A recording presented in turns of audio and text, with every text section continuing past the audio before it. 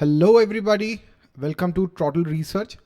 तो गाइस, आज मैंने 43 जो स्मॉल कैप फंड्स हैं जो अभी मार्केट में अवेलेबल हैं उन सब का एनालिसिस किया है, अपने बेसिक फिल्टर्स लगाए हैं जो हम ट्रॉटल रिसर्च पे यूज़ करते हैं।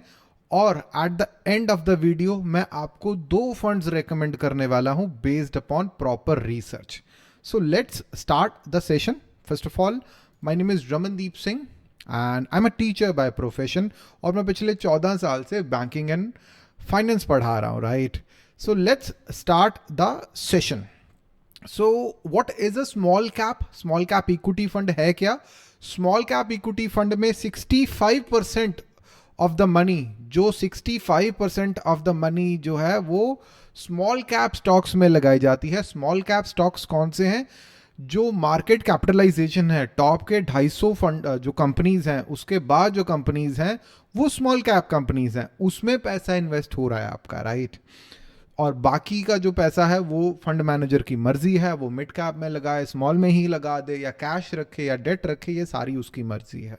तो बेसिक फैक्टर्स जो हमने कंसिडर किए, बेसिक जो फिल्टर्स हमने लगाए, ऑब्वियसली 43 फंड्स के आगे जाकर हमने जो फिल्टर्स लगाए, सबसे जो इम्पॉर्टेंट होता है किसी भी फंड में, चाहे वो लार्ज कैप फंड है, चाहे लार्ज या और मिड है, चाहे फ्लेक्सी है, कोई भी फंड है, फंड मैनेजर का टैलेंट बहुत मैटर करता है। कई बार आप पिछले 7 साल, 8 साल, 10 साल का डेटा देखते हो, जबकि जो फंड मैनेजर है वो पिछले 2 साल से ही फंड में है, राइट। तो फायदा क्या 10 साल का डेटा देखने का? फंड मैनेजर कितने सालों से उस फंड में है ये बहुत मैटर करता है। फंड मैनेजर का टैलेंट बहुत इफेक्ट करता है, स्पेशली स्मॉल कैप फंड में। स्मॉल कैप फंड में जो फंड मैनेजर है वो किस तरह से फंड्स को चूज करता है, किस तरह से उसने पोर्टफोलियो बनाया है, in case of a beer market वो किस तरह से रिस्क को हैंडल करता है, और उसके पास कैश कितना है फंड के पास, ये सब फैक्टर्स डिपेंड करते हैं फंड मैनेजर पे। फंड मैनेजर अगर नया है तो ऑब्वियसली हम वो फंड नहीं लेना चाहेंगे, तो फंड मैनेजर कम से कम 3 साल से उस फंड के साथ हो। एक्सपेंस रेशियो, आप फंड को, म्यूचुअल फंड को कितना जो है खर्चा दे रहे हो, 1% से ज़्यादा का जो एक्सपेंस रेशियो मैं देना नहीं चाहता, 1% से कम देना चाहता हूँ। तो कभी भी अगर एक्सपेंस रेशियो आपका 1% से ज़्यादा है तो मैं वो एक्सपेंस रेशियो नहीं देना चाहता। 1% से कम हो, मोस्टली 1% से कम ही है। अल्फा जनरेशन एबिलिटी, आप इंडेक्स को कितनी अच्छे से बीट कर पा रहे हो। अगर तो आप इंडेक्स को बीट ही नहीं कर पा रहे हो तो फिर फ़ायदा ही क्या एक्टिव फंड को लेने का? तो फिर तो आप जाके कोई इंडेक्स फंड ले लीजिए, खर्चा भी कम है और फंड को बदलने की कोई झंझट भी नहीं है। अभी कोई निप्पो का फंड अच्छा कर रहा है, या कोई क्वांट का कर रहा है, या कोई कैनरा रोबैको का स्मॉल कैप अच्छा कर रहा है, अगले साल कोई और अच्छा करेगा, तो स्विचिंग करने में भी कॉस्ट है, आपको टैक्स पे करना पड़ता है। तो अगर इंडेक्स ही ले लोगे वो भी अच्छी बात है। रिटर्न कंसिस्टेंसी, बहुत सारे फंड जो हैं 1-2 साल अच्छा परफॉर्म करते हैं, फिर 2-3 साल बहुत ही बुरा परफॉर्म करते हैं, ऐसे फंड से हम दूर रहना चाहते हैं। Ability to handle the bear market, जब भी मार्केट डिप करती है तो क्या ये फंड अच्छे से हैंडल कर पाते हैं डिप्स को या नहीं, राइट, तो वो हम देखेंगे। Students, assets under management small cap fund में एक्चुअली इंपॉर्टेंट है। स्मॉल कैप फंड में एसेट अंडर मैनेजमेंट बहुत इंपॉर्टेंट है। बहुत सारे जो लार्ज कैप फंड्स हैं वहाँ पे देखो मैटर नहीं करता, flexi cap, large cap funds में फंड का साइज उतना मैटर नहीं करता, क्योंकि सारे फंड 40-40 से हर करोड़ के ऊपर के हो चुके हैं। लेकिन स्मॉल कैप फंड में लिक्विडिटी का इशू आ जाता है। इन केस मार्केट बिल्कुल गिर गई, 2008 वाला सीन हो गया, 2020 वाला सीन हो गया, तो लिक्विडिटी का कंसर्न आ जाएगा। मार्केट जब 30-40% गिर गई, इन केस हुआ कभी ऐसा, तो दिक्कत आ जाएगी लिक्विडिटी में। Ability to generate bumper return, हम स्मॉल कैप फंड में ये दो जो फैक्टर्स हैं ये स्मॉल कैप के थोड़े डिफरेंट हैं एज कंपेयर टू लार्ज या मिड कैप के फंड्स हैं उनके कंपैरिजन, या फ्लेक्सी कैप है उनके कंपैरिजन में। AUM हम देखते हैं, ज़रूर देखते हैं। और ability to generate bumper returns, हम स्मॉल कैप में पैसा क्यों डालते हैं? क्योंकि ताकि हमें बम्पर रिटर्न मिले। स्मॉल कैप एक्टिव फंड्स में इसलिए पैसा डालते हैं ताकि जब मार्केट बढ़े तो हमें इंडेक्स से भी 20%, 15% ज़्यादा रिटर्न मिले, और हम वो जो है रिटर्न अपना निकालें, प्रॉफिट निकालें और निकलें। तो ये रीज़न है स्मॉल कैप में पैसा डालने का। अगर कोई फंड बम्पर रिटर्न दे ही नहीं पा रहा तो क्या ही फायदा ऐसे फंड का, ठीक है। तो हम आगे बताएंगे आपको, right. Let's move forward. Basic filters जो हमने लगाए हैं, आप फिल्टर्स पे ध्यान दें। बेसिक फिल्टर्स जो हमने लगाए हैं, एक तो एक्सपेंस रेशियो, जहां कहीं भी 1% से ज़्यादा है हमने वो फंड को रिमूव कर दिया है। और जहां कहीं भी फंड मैनेजर का टेन्योर 3 साल से कम है तो हमने वो फंड भी रिमूव कर दिया है। जहां AUM 500 करोड़ से कम है हमने वो भी रिमूव कर दिया है। और जहां जो फंड है वो 5 साल से पुराना है उसे रखा है। उसके बाद वाले जो नए फंड आए हैं 2-3 साल पुराने, तो उसको हमने नहीं रखा है, ठीक है। आगे चलते हैं बेसिक फिल्टर्स के बाद। ये कुछ फंड्स हमारे पास बचे हैं। कैनरा रोबेको का फंड बचा है, DSP, Franklin India smaller companies, HDFC, HSBC, Invesco, Nipo, quant, SBI, Tata और यूनियन, राइट। इससे आगे चलते हैं, राइट। एक चीज़ का आप ध्यान रखिए, जिस भी फंड में फंड मैनेजर का टेन्योर 4 साल से कम है हमने वो फंड नहीं रखा है, ठीक है। Let's move forward to the returns. तो हमने जो रिटर्न देखी है वो कैलेंडर ईयर की रिटर्न देखी है। हम कभी भी जो रिटर्न्स हैं हम कैलेंडर ईयर पे ही चलते हैं, क्योंकि यही अच्छा जो है डिपिक्ट करता है फंड का परफॉर्मेंस। और स्पेसिफिकली आप पिछले 5 सालों का रिटर्न देखिए, 2019, 20, 21, 22, 23 और 24 के स्टार्टिंग के 4 महीने। इसका रिटर्न ही यहीं पे आप ज़्यादा फोकस करिए, क्योंकि उससे पहले ज़्यादातर के जो फंड मैनेजर है वो चेंज हो चुके हैं। एक फंड जो सबसे ज़्यादा इंटरेस्टिंग है यहाँ पे वो है निप्पो का फंड। आप ध्यान से देखिए कि इसने कभी भी अंडर परफॉर्मेंस 5% से ज़्यादा का नहीं दिया है। रेड का मतलब है कि फंड ने जो है इंडेक्स, जो हमारा इंडेक्स है BSE 250 स्मॉल कैप TRI, उससे अगर 5% से ज़्यादा का अंडर परफॉर्मेंस है, अगर इंडेक्स का रिटर्न है 5-10% और आपका रिटर्न 5% भी नहीं है, दैट मीन्स आपका भयंकर अंडर परफॉर्मेंस है। अगर 1-2-3% का अंडर परफॉर्मेंस है उसको येलो कर दिया है। आउट परफॉर्मेंस 1-2-4%, 6% का आउट परफॉर्मेंस है, ज़्यादा रिटर्न दिया इंडेक्स से, तो ग्रीन है। और 10% से ज़्यादा का आउट परफॉर्मेंस है तो उसे डार्क ग्रीन दिया है हमने, ठीक है। ध्यान से देखिए, 3 बार भयंकर आउट परफॉर्मेंस दिया है और 1, 2, 3, 4, 5, 6 बार आउट परफॉर्म किया। जस्ट एक बार जो है परफॉर्मेंस अंडर है इसका, वो भी 1% से कम का अंडर परफॉर्मेंस है। तो इसे जो है हम देंगे, ये एक बहुत ही स्टेबल 5 स्टार देना चाहूँगा। अगर मैंने कभी अपनी वेबसाइट बनाई इसकी प्रॉपर, जो कि थोड़ा एक डिफ़िकल्ट काम है, फ्यूचर में ज़रूर बनाएंगे, तो निप्पो इंडिया स्मॉल कैप बहुत ही शानदार रिटर्न है। अगर डिस्क्रीट पीरियड का रिटर्न देखें, बहुत सारी online website, value research, morning star, बहुत सारी ने इसको 3 स्टार 2 स्टार दिए हैं, लेकिन अगर आप ध्यान से देखें बहुत ही अच्छा फंड है ये। और एक फंड जो ध्यान से देखने वाला है, 2019 के बाद ये जो फंड है क्वांट का, इसकी मैनेजमेंट चेंज होगी, इसके फंड मैनेजर चेंज हो गए। 3 साल भयानक अंडर परफॉर्मेंस, खतरनाक अंडर परफॉर्मेंस है। उसके अगले 2 साल भी अच्छी परफॉर्मेंस है। पिछले 5 साल से ये फंड जो है ये बेंचमार्क को बहुत बेहतरीन तरीके से बीट करता आ रहा है। ये 2 फंड स्पेसिफिकली आप ध्यान से देखें। SBI का फंड 2015-16 से पहले, 2016-17 से पहले बहुत अच्छा फंड हुआ करता था, 1 नंबर का फंड था, लेकिन अब अंडर परफॉर्मेंस है। पिछले 5 सालों में 3 बार अंडर परफॉर्म कर चुका है, तो इसको ज़्यादा मैं नहीं लेना नहीं पसंद करूँगा इसको।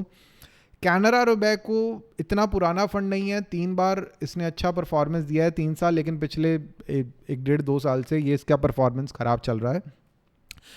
DSP का भी परफॉर्मेंस पहले किसी ज़माने में बहुत अच्छा हुआ करता था, और फ्रैंकलिन में जब से थोड़ा सा 2020 में स्कैम ही काइंड ऑफ हुआ था, तो उसके बाद मैं फ्रैंकलिन के फंड्स को फ्रैंकली अवॉइड ही करता हूँ। HDFC के फंड ये देख लीजिए, HDFC के फंड वैसे स्मॉल कैप को मैं ज़्यादा रिकमेंड नहीं करता, कभी इसी ने अच्छा रिटर्न दिया ही नहीं है, भयंकर अच्छा रिटर्न दिया ही नहीं है।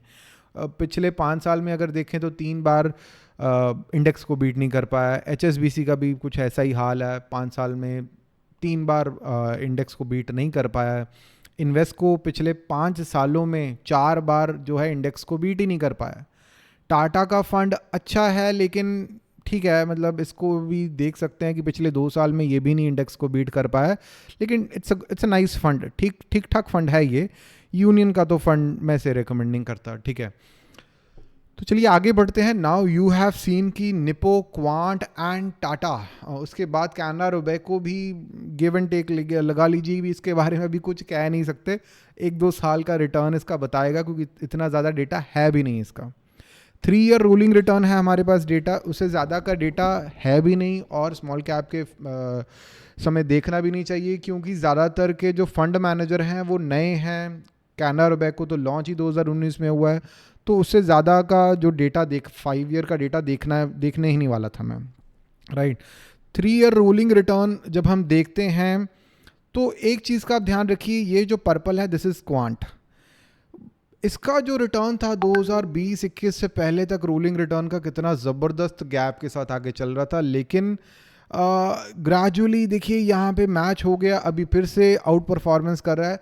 तो बहुत ज़्यादा वॉलेटिलिटी है, बहुत ज़्यादा ऊपर नीचे जाता है क्वांट का स्मॉल कैप रिटर्न का. स्मॉल कैप फंड बहुत रिस्की फंड है ये, it's a very risky fund. Small cap already risky होते हैं, उसमें सबसे ज़्यादा रिस्की क्वांट का फंड है. निपो एक मैं कहता हूँ ऑल टाइम फेवरेट चलता रहा है, बहुत बड़ा फंड है लेकिन रिटर्न देता ही जा रहा है, ठीक है. बाकी के फंड आप देख लीजिए कि ठीक है रिटर्न दे रहे हैं, लेकिन यहाँ पे टाटा का फंड जो है और कैनरा रोबेको का है ये दे रहे हैं return, but we are not sure about it. Canara Robeco का हमारे पास उतना डेटा ही नहीं है और टाटा भी पिछले 1-2 साल से उतना अच्छा तो नहीं कर रहा है, बाकी देखते हैं, ठीक है. रिस्क रेशियोज़ की बात करें, स्टैंडर्ड डेविएशन आपका जो फंड है उसका रिटर्न कितना मूव करता है.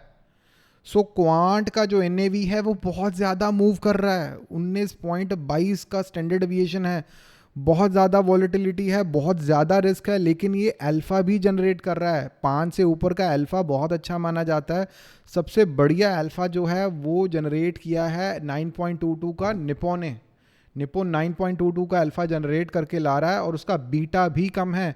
अगर मार्केट का जो मार्केट रिस्क है वो 1 है तो उसके कंपैरिजन में निपो का रिस्क 0.8 है, कम रिस्क ले रहा है, 0.8 का रिस्क है. क्वांट में रिस्क भी ज़्यादा है, बीटा ज़्यादा मतलब रिस्क ज़्यादा, अल्फ़ा ज़्यादा मतलब आपका इंडेक्स के कंपैरिजन में रिटर्न ज़्यादा. सॉर्टिनो रेशियो भी आपका निपो का ही ज़्यादा है, राइट. शार्प रेशियो सबसे ज़्यादा निपो का ही है, राइट. सो ठीक ठाक से स्टैंडर्ड डेविएशन के साथ जो है, क्योंकि स्मॉल कैप में 14-15 का तो नॉर्मल है, स्टैंडर्ड डेविएशन ठीक ठाक स्टैंडर्ड डेविएशन के साथ बहुत अच्छा परफॉर्मेंस आपका निपो लेकर आ रहा है. तो let's give a look to the portfolio. तो यहाँ पे एक चीज़ देखने वाली है कि निपो के पास 4.5% का कैश है, क्वांट के पास 6.3% का कैश है. सो 3-4%, कम से कम 4% का कैश होना एक अच्छी बात मानी जाती है, ताकि इन केस ऑफ मार्केट में अगर बियर पीरियड आता है तो ये फंड्स लिक्विडिटी का कंसर्न नहीं देंगे. ये जो 3 फंड हैं यहाँ पे लिक्विडिटी का कोई कंसर्न नहीं आएगा. लेकिन एक अजीब सी बात ये है कि क्वांट 27% लार्ज कैप में इन्वेस्ट करके बैठा हुआ है. देखिए ये अच्छी बात भी बोल सकता हूँ कि अगर अभी राइट नाउ क्वांट को ये लगता है कि हमें अपने पैसे थोड़े से लार्ज कैप में डालने चाहिए क्योंकि स्मॉल कैप ओवर वैल्यूड है, और जब अंडर वैल्यूड होगा मौका मिलेगा तो हम यहाँ से पैसा निकाल के स्मॉल कैप में डाल देंगे, राइट. तो ये वैसे देखा जाए आपने स्मॉल कैप में पैसा डाला है तो आपके पैसे स्मॉल कैप में ही डालने चाहिए सारे के सारे. आप टाटा का फंड देखेंगे तो 87.2% पैसा आपका स्मॉल कैप में डाल दिया, कैनरा रोबेको ने 74% डाल दिया, राइट. तो ये तो चलो फंड मैनेजर की बात है, वो उसकी जैसी भी सोच है आपको यकीन रखना चाहिए फंड मैनेजर से, आपको रिटर्न से मतलब रखना चाहिए, right. Most of the times जो स्मॉल कैप्स में नंबर ऑफ होल्डिंग्स होती हैं वो 80-90 नॉर्मल है. निपो में 205 है, 205 स्टॉक्स रख के बैठे हुए हैं, और क्वांट में 99 है, जबकि टाटा में 53 है. सो टॉप 5 कंपनीज में निपो का कॉन्सेंट्रेशन बहुत कम है. इसके कुछ एक फ़ायदे भी हैं और नुकसान भी हैं. फ़ायदा ये है कि कोई मतलब एक बेसिकली अच्छा डाइवर्सिफिकेशन करके रखा हुआ है, किसी 1-2 कंपनीज़ के ऊपर डिपेंड नहीं है, जबकि क्वांट का फंड बहुत ज़्यादा फोकस्ड है. 26.4% जो पैसा है वो टॉप 5 कंपनीज़ में डाल के रखा हुआ है, और इसका टर्नओवर भी बहुत ज़्यादा है, 86.77, बहुत ज़्यादा सेल परचेज करते हैं, जबकि निप्पो वाले 23.53 कम है सेल परचेज, और टाटा वाले तो ज़्यादा सेल परचेज करते ही नहीं है, ये बाय एंड होल्ड की स्ट्रैटेजी में बिलीव करते हैं, right. So assets under management बहुत मैटर करता है। यहाँ पे देखें 50,000 करोड़ रुपए का फंड है निप्पो का, और 20,000 करोड़ रुपए का फंड है क्वांट का। बहुत बड़े फंड्स हो चुके हैं। स्मॉल कैप में एक समय होता था जब कोई स्मॉल कैप का फंड 10,000 करोड़ का हो जाता था तो सारे जो टीवी वाले हैं और यूट्यूबर थे वो बोलना चालू कर देते थे कि अभी इन फंड्स में पैसा डालने का फ़ायदा नहीं है, बहुत बड़े हो गए हैं। लेकिन ट्रस्ट मी, निप्पो का फंड जब से 12-13 हज़ार करोड़ का हुआ है, मैं तब से सुन रहा हूँ कि बहुत बड़ा हो गया, अब नहीं बढ़ेगा ये फंड, अब नहीं बढ़ेगा, लेकिन ये रेगुलरली जो है रिटर्न अच्छा दे रहा है। तो मेरी रिकमेंडेशन अगर आप माने तो निप्पो का फंड जो है, निप्पो का फंड ट्रस्ट मी ये रेगुलरली रिटर्न दे ही जा रहा है। 200 कंपनीज में इसने इन्वेस्ट करके रखा हुआ है, बहुत बड़ा फंड हो चुका है, बट स्टिल अभी तक इसने अंडर परफॉर्मेंस दी ही नहीं है कभी। मतलब पिछले एक साल में माइनर अंडर परफॉर्मेंस है 1% की, अदर देन दैट बहुत तगड़ी परफॉर्मेंस है। और अगर आप एक रिस्की इन्वेस्टर हो, आप मतलब आप कहते हो कोई नहीं मेरे पैसे 10-20% नीचे जाते हैं तो कोई दिक्कत नहीं है, तो आप क्वांट में पैसा लगा सकते हैं। टाटा उतना मैं वैसे अभी के टाइम पे मेरे पास इतना डेटा नहीं है कि मैं रेकमेंड करूं, तो ये 2 ही फंड मैं रेकमेंड करता हूं, Nippon India small cap fund and quant small cap fund.